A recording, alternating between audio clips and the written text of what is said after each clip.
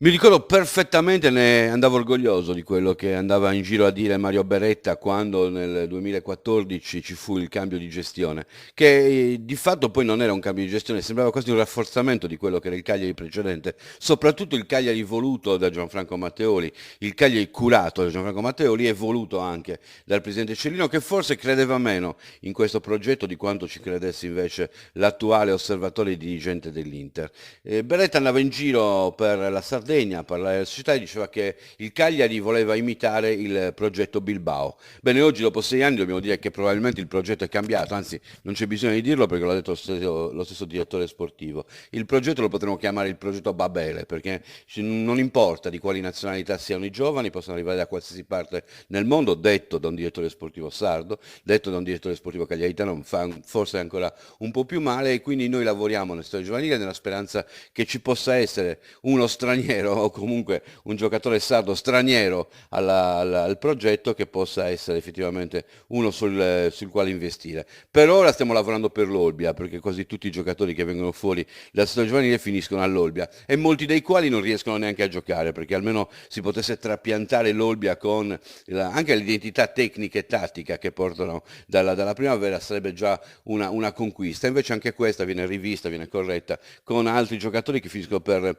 snaturalizzare un po' lo spirito di una squadra che dovrebbe essere una squadra votata a far crescere ulteriormente il nostro prodotto, il prodotto sardo. Oggi si dice l'esatto contrario, non importa da dove arriva, gli italiani stessi sono di meno e si vuole giustificare questo come un'unica massima. Non importa da dove arriva il giocatore, l'importante è che noi cogliamo quelli che possono essere i giocatori più interessanti in giro per il mondo, in questo caso, per tentare di valorizzarli. Bisognerebbe capire se è realmente così oppure se dipende da un problema di base, che è quello del costo ed è quello della circolazione del denaro, perché molte volte se io valorizzo un giovane del mio settore giovanile non sto facendo muovere i soldi non si muovono perché io prendo il ragazzo dal vivaio, gli faccio un contratto e quindi non ci sono i procuratori, dinamiche strane, passaggi e altre cose. Quando invece lo prendo dall'altra parte, questo processo invece si può innescare perché c'è la possibilità di appropriare a quel giocatore un valore stimato, non un valore reale, e da quel valore stimato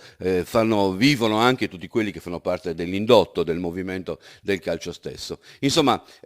fa tristezza per chi ha sempre sostenuto e chi gioiva quando sentiva parlare di progetto Bilbao, una Sardegna che potesse valorizzare il proprio prodotto, sapendo benissimo che non ci potevano essere 11 sardi in formazione, ma ce ne potevano essere, come già c'erano allora, 3, 4, come venivano fuori dal settore giovanile. Oggi neanche quelli, non esiste il progetto Bilbao e il settore giovanile sembra quasi lavorare per l'Olbia, ripeto, in un progetto che possiamo chiamare tranquillamente il progetto Babele.